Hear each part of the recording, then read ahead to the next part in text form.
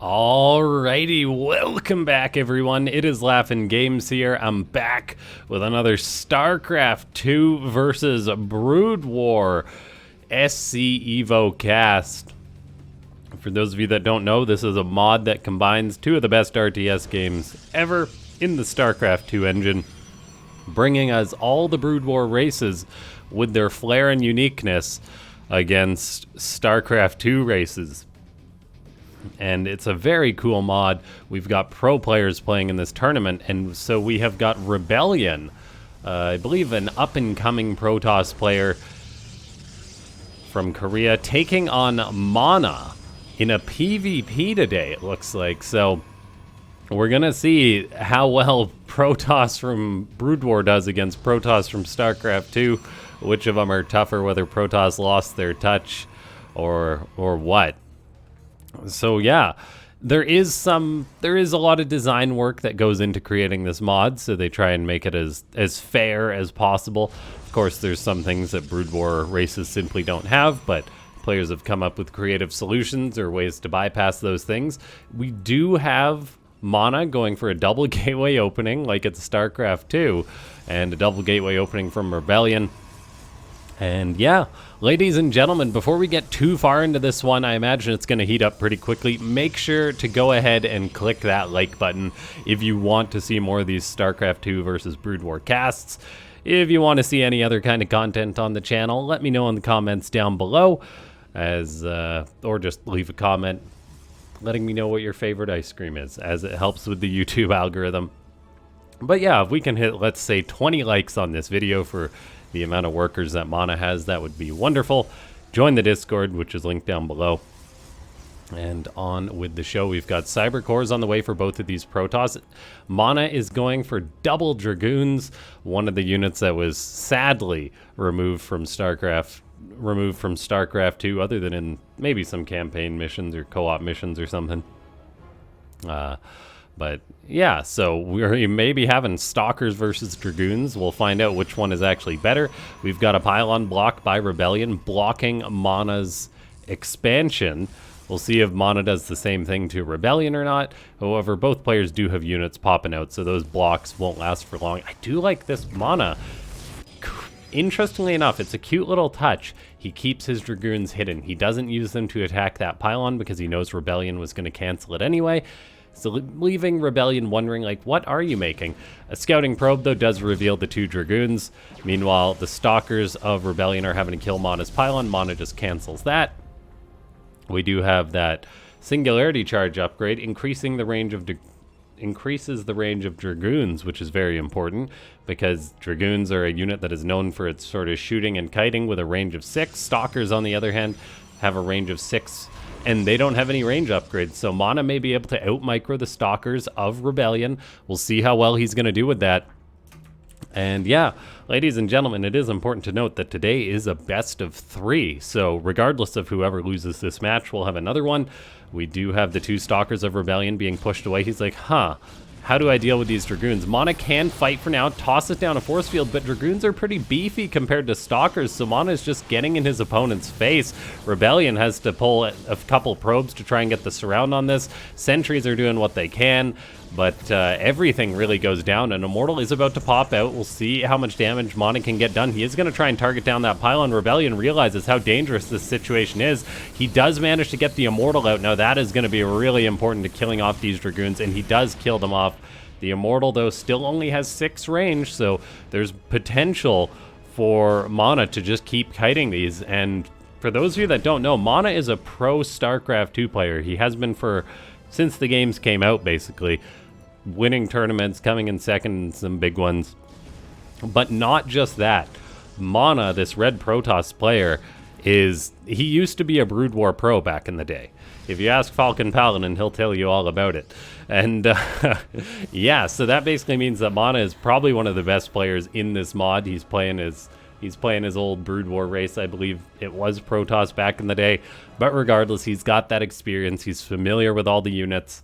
And he's a guy who just loves StarCraft. So he's probably having the time of his life with this mod. Rebellion does have a plan to try and deal with this Dragoon shenanigans. That is keeping a Warp Prism, because the Prism can micro his units away, keep them from the danger of those Dragoons. However, in come the Dragoons once more. They're going to be looking for pickoffs. This is going to really test the micro of Rebellion. A couple force fields get dropped to try and keep those Dragoons away, and they will be kept away for a little bit. But we do see Rebellion warping in more sentries. He wants to try and catch these Dragoons. It looks like great micro, picking up that Immortal, saving it from damage. I would love to see a battery go up for Rebellion if he can afford it at some point. But with a second Immortal coming out, he's doing well for himself. We do have a Citadel of Adun going up for mana, which allows Zealots to get their upgrades. We'll potentially see Charge Lots versus Charge Lots, StarCraft 1 versus StarCraft 2, to determine which one is better. Mana is setting up a bit of an ambush with his Dragoons. He's going to try and pick off whatever he can. Rebellion is going to try and micro against this. It's a full-on fight. The Dragoons do try and shoot down that Prism, and they succeed. They almost get one of the Immortals, but that was a very costly engagement for Mana. He's actually panicking a little bit as a result, I think, of this, as he does fire up 4 Dragoons as a reaction. He then builds a shield battery, which was in Broodwar before StarCraft 2. Which is very darn cool. Now, can Mana hold on against this? He's in quite a tough position. Rebellion's going to try and capitalize on this. We'll see if he can get these batteries or not. One of those does get targeted down. Force fields will allow these Dragoons to be trapped. We'll see if there's a probe pull or something. The battery is healing up some of these Dragoons, but there's so much damage from these 2 Immortals. Rebellion has got another Prism crossing the map that's going to allow him to warp in units to try and defend this. Whereas Mana, he's now just building some Zealots. No warp gate. Those units just got to come out slowly out of those gateways. He's microing as well as he can. Probes were pulled into the fight of this. Those Immortals are quite low, so we'll see if Rebellion can keep up the micro. Mana pulled as much as he could into the fight. We do have a Zealot popping on out now, but no charge is done on it yet. Mana is short on units. Things are looking good for Rebellion, and that leg enhancements did get denied. The Immortals staying alive, putting out their damage. I think Mana, just losing too many Dragoons, really exposed himself. He's now forced to pull all his probes into this fight. Zealots are coming out, but they don't have charge, so they're basically useless. They do have the cool Broodwar animations, but that's not going to be enough here. I do believe Mana has perished in game number 1, so well played by Rebellion. Don't go anywhere, ladies and gentlemen. We are going to load right into the next match and see if Mana can bring it back. Mana will be playing StarCraft 2 Protoss, whereas Rebellion will be playing Broodwar Protoss to switch things around in these matches. And that is how this tournament is structured. This is Group A, the round of 16. Yeah, it's Group A, the round of 16. The players, they switch races between matches. So, like, if, say, Broodwar Terran or StarCraft 2 Terran is the best race, one player can't just play that one race. You got to be good at both games.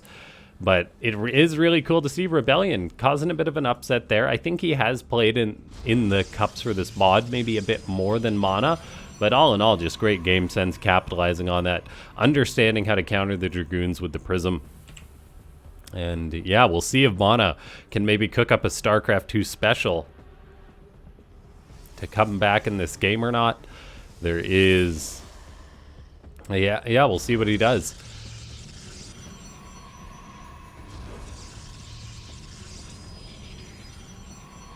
Broodwar looking probes.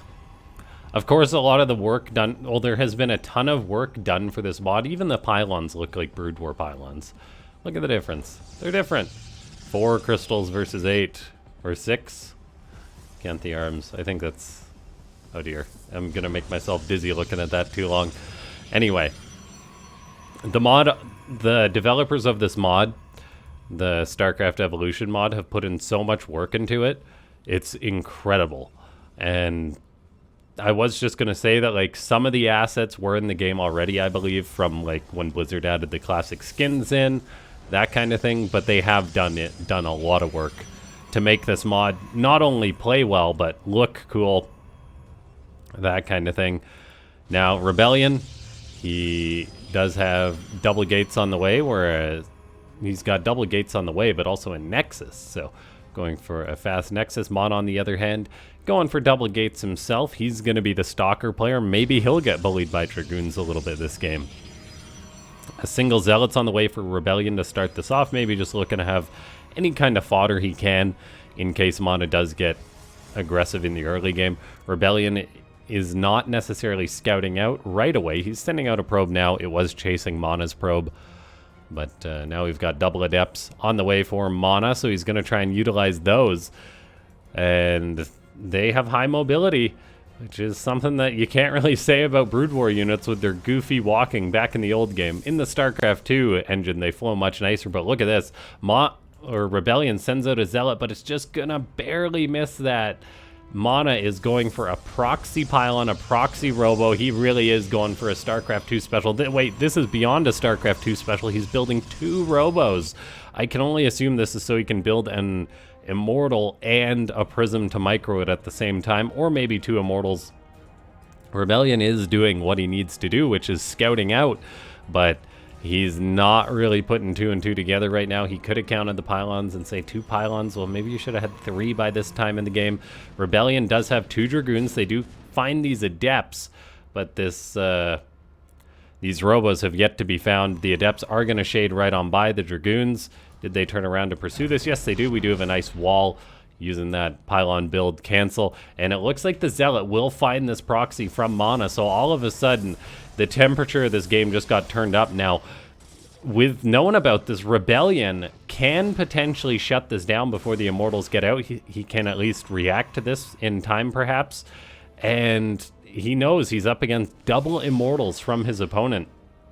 The Zealot did get taken out by the Adepts, but it looks like Rebellion is actually just going to abandon his natural base, go into a shuttle so he can micro his Dragoons, get a Robo support bay, then maybe he can make Reavers and get some big fatty shots off on this Protoss army. Mana, though, he does have a Prism on the way, so he could micro his units as well. This is really going to be a big test for both players. I don't know what Rebellion's going to do to break out of this, but we'll see. The shuttle is now out. Adepts are shading up the ramp, but there is a battery in the mineral line. The main pylon is being attacked, however. This is quite concerning as there is only 4 Dragoons. That Cyber Core gets unpowered. It's a shuttle, it's not a Prism. It can't repower these gateways, so all of a sudden buildings probes have to get pulled en masse. I mean, Rebellion can afford to lose a few. He's got that Nexus to buy himself a bit of time, but he does have to build more pylons. He repowers this one, but where's the... He didn't end up making a Reaver. He must have canceled it for a second, and I think Mana has just got himself a bit of a cheeky win. It's Probes versus Immortals, and yeah, well done by Mana, tying this up as StarCraft 2 Protoss goes 2 and 2 so far, which means we're going to have our first third game of this tournament that I'm casting. Rebellion versus Mana. The winner of this will advance into the winner's match and face off. I cast the previous winner. Face off against Shin, who took down Kiwian. I believe it was 2-0. And so that will be one of our next matches. But it's tied 1-1 right now. Ladies and gentlemen, if you do enjoy these kind of destructible assimilator gates, what is that pop-up? StarCraft 2 decided to give... Pairs of neutral assimilators can be destroyed, affecting the width of the choke points between them. When both are alive, all ground units can pass through. When one is destroyed, only small units can pass through. Workers plus a limited number of combat units. When both are destroyed, the choke is closed off, turning the area behind it into an instant. That's very interesting. So we'll have to keep an eye out for these. So I guess units can pass through these assimilators, but if the assimilators are destroyed on this map, then only no units can pass through. Very, very cool. The bot authors have had a lot of fun. We're getting some quirks from StarCraft Broodwar maps, from StarCraft 2 maps. And yeah, we've got Rebellion in the bottom right, making a name for himself, and Mana in the top right, playing Broodwar Protoss again. So we'll see if Broodwar Protoss can overcome this time, or whether it's going to be StarCraft 2 Protoss being the more dominant of them. Of course, playstyle matters a lot, but I think it's safe to say that there absolutely is going to be some inherent balance issues in some of the matchups. It's part of the cool thing to cast this tournament, though, to discover those things, how the players adapt to them. So I guess in theory, if you wanted to, we actually have these assimilators by these bases. If you destroy these, you can turn your base like into a one base. Or if you destroy one of them, I believe it said only a couple of units can get through. So really cool play. Both players, of course, are moving out to take the easy natural base, though, going for the wall. Who knows, maybe these will be destroyed by their opponent with some crazy harassment. It is a solid wall by Rebellion, though. Mana, on the other hand, does just go for double gate Cybercore, having a door. And yeah, this actually is a 4-player map, so I'm guessing the players didn't know where each other spawned as well. So we do have Mana scout in the top left. Man, am I the only one who missed 4-player maps a little bit? It's just kind of a thing that we don't see these days. In StarCraft 2, at some point, a consensus was reached to remove them. I understand they had their issues with the Legacy of the Void, but I still thought they were cool. We do have Rebellion coming into Mana's base, tossing down a pylon to block that expansion location. Mana, on the other hand, didn't get as lucky with his first scout, scouting across. Now he's going to go... from the timing of how quick that probe got over here, I'm guessing you're to the bottom right. Mana, being a very smart pro gamer, gonna head up that ramp. Run right on into 2 Stalkers, potentially. Although the Stalkers are building behind the wall, interestingly enough. So Rebellion, he's maybe just planning on hanging tight for now. He can always kill those destructible rocks to get out, though, so cool use of the map. Dragoons are on the way for Mana. He's getting that Dragoon range already, so he is going to really put pressure on his opponent. One Nexus goes up. We'll see if Rebellion matches with his Nexus, but he does have that battery on the high ground, so he should be fine, I imagine. Because Mana doesn't have high ground vision to detect this. Something that I just noticed, by the way, the mineral patches are a little bit different. There's no small mineral patches on this side of the map. Does Rebellion have the same limitations? No, the minerals are even on all sides of the map, which means players can actually mine a little bit more off of one base. I assume that's a bit of an adaptation. Oh my gosh, I must have missed Mana's Dragoons unpowering those gateways, and that is like all the production of Rebellion. So Rebellion just had to panic and build 2 pylons. His warp gate got delayed. His battery got unpowered. That must have been a slip, not allowing that pylon to be picked off when he had a battery that could have potentially healed it. Mana, though, really abusing the range and the positioning on these units. Rebellion is going to try and pull a fast one on his opponent, though. He's getting out a Dark Shrine, and DTs can definitely be lethal in a match like this. However, he doesn't exactly have a robo or anything, so he's just going to have to make them on his side of the map. Mana does have a robo, though, and he's actually building an observatory, so he'll be able to build observers. I didn't even know that was a thing. Apparently you need to build something that lets you build observers as Broodwar Protoss. I played through the Broodwar campaign once or twice, years and years ago. Never really played too much more Broodwar than that. So a lot of this is new to me. We've got Blink on the way for Rebellion.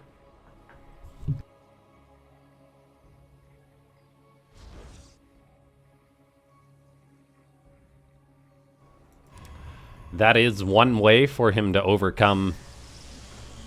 the range difference that Dragoons have. It's going to be very useful going up against Reavers. We do have Mana coming in with this Observer, though, and he's going to see, hey, wait a second, there's a Dark Shrine there. Most likely, assuming he's paying attention. And he will see that Dark Shrine, so he's going to be panicking. He's got a Dragoon in the wall. He's probably building another Observer, and he is doing just that. Looks like the DT of Rebellion may be looking for a pylon to unpower that robo, but it's not going to happen. Observer pops out. The DTs amount to nothing.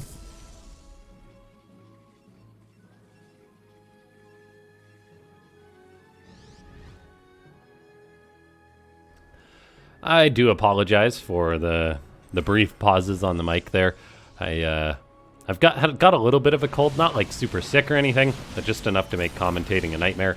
We do have a bit of miss micro on the first initial Stalkers of Rebellion as he skirmishes with these Dragoons. Mana, knowing that the Dragoons are just tougher than the Stalkers overall, is actually making really great use of that. The Stalkers are actually getting picked off, so Rebellion's sleeping on his Stalker micro a little bit.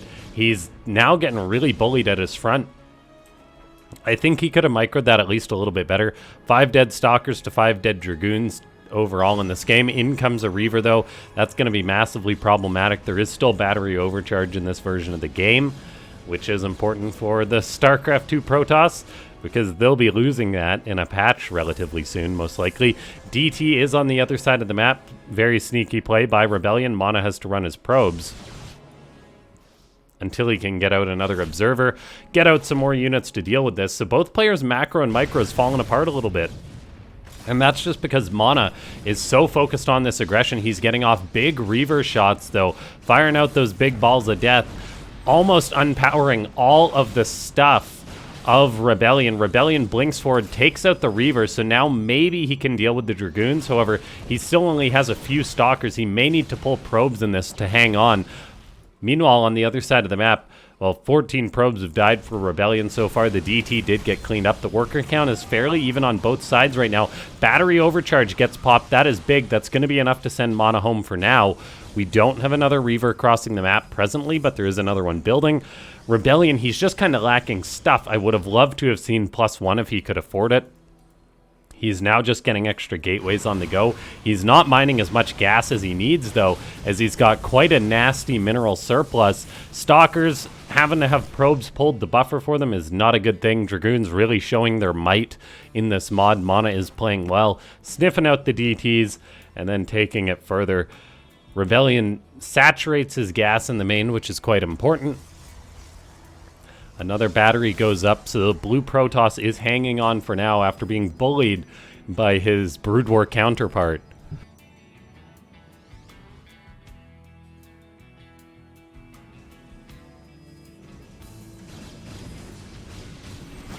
Blink forward by Rebellion. He thinks he may have enough Stalkers to handle this, and he does get a really nice blink off, taking out that Prism, taking out the Reaver. Zealots are buffering as well, but then the Stalkers, they can blink forward to close the gap.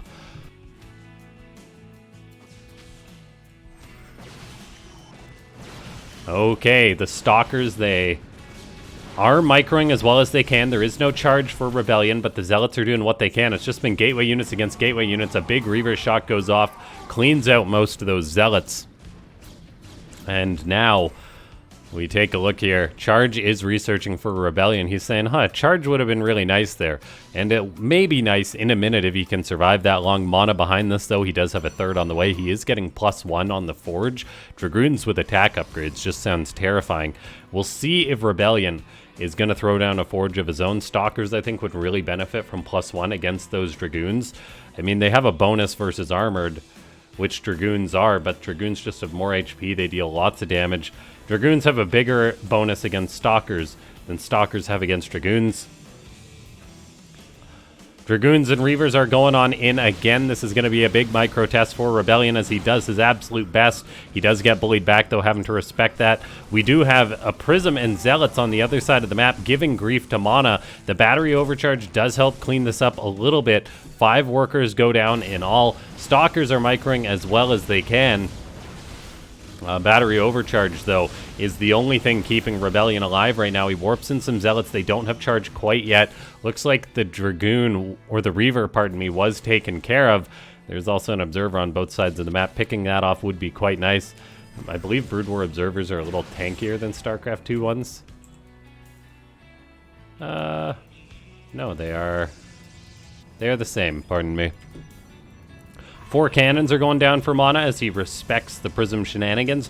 Broodwar Protoss cannot just warp in units like this, but this third base may just get shut down. There's a DT present. Mana does have to bring his Dragoons all the way over here to deal with this. He'd love to get that Prism if he can, but this is giving Rebellion much needed breathing room. Rebellion has thrown up his own third now. He's starting to get aggressive with his Stalkers. They do still lack any attack upgrades, but so do Mana's. Now we've got Dragoons microing against Charge Lots and Stalkers. I do still think the Dragoons are quite scary, but the Prism is bouncing around as well. Cannons are going up.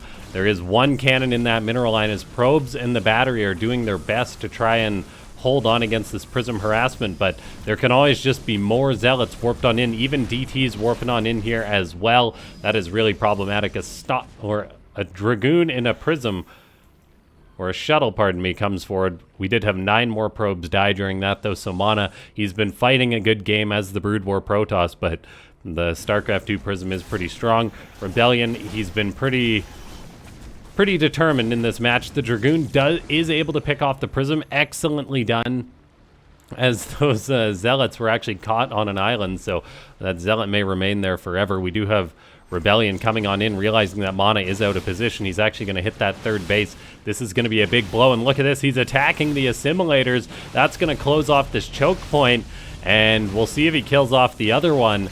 But that is Mana's third base dead. The probes are hiding in the top right. There's no saving them. Mana just decides, all right, it's counterattack time. I got a Reaver.